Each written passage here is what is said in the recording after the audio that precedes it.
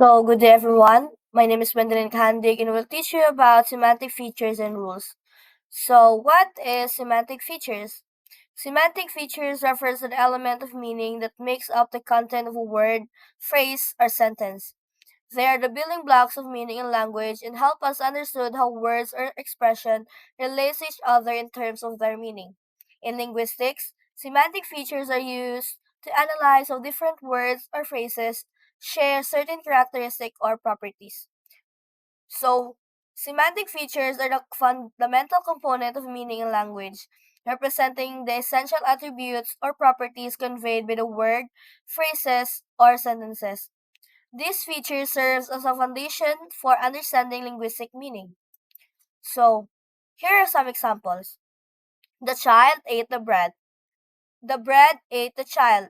Syntactically, both sentences are fine, but sentence 2 is semantically anomalous. But what makes it odd? As a way of answering the question posed above, the answer relates to the semantic features of the noun bread, which is different from those of the noun child. The action ate cannot be performed by a non-living thing such as bread. Hence, the term animacy is used to describe whether or not something is alive or whether or not something is human.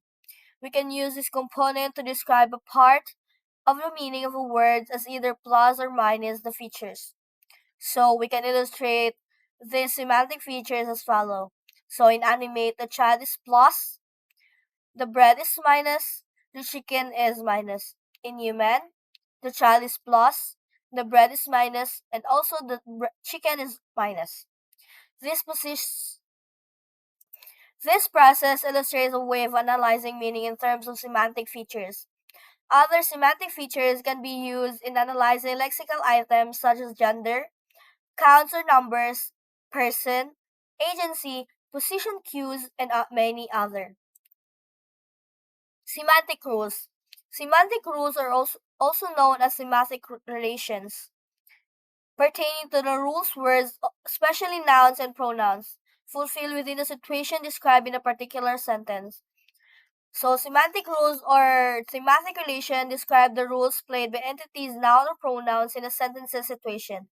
This rule clarify relationship between entities and action, providing deeper understanding of sentence meaning. So, agent, patient, instrument. Agent is the entity that performs or does the action. In sentence 1, number 1, the chicken ate the worm. Number 2, the farmer has 5 hens. The agent is a chicken. It's one that performed the action. The entity that is being affected by the action of the agent is called a patient, which is a worm. If the agent used another entity in doing the action, that entity acts as the instrument. In using a net bug, he caught a chicken. The noun phrase, a net bug, is the instrument. Theme or experience. Patient is something used interchangeably with theme. Theme is an entity that is also involved in the action of the verb in a sentence.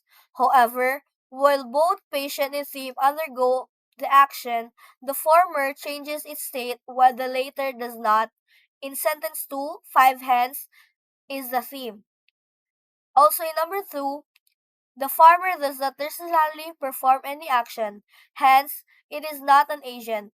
It fills the roles of the experiencer that has a state of feeling or perception which receives sensory or emotional inputs.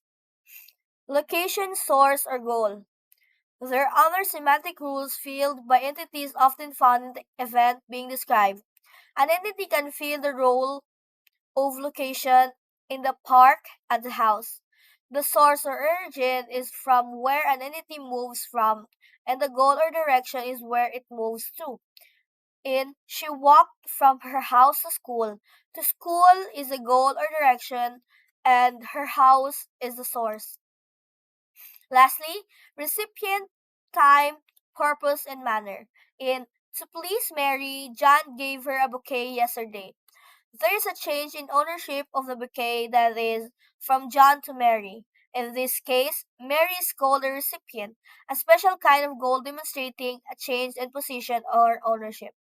Describing when the action or event occurred yesterday fills the role of time. why the reason why the action is done to please Mary is a purpose role. If John gave it one on his knees, it feels a role manner. That is, it describes how the action was performed. And that is all. Thank you.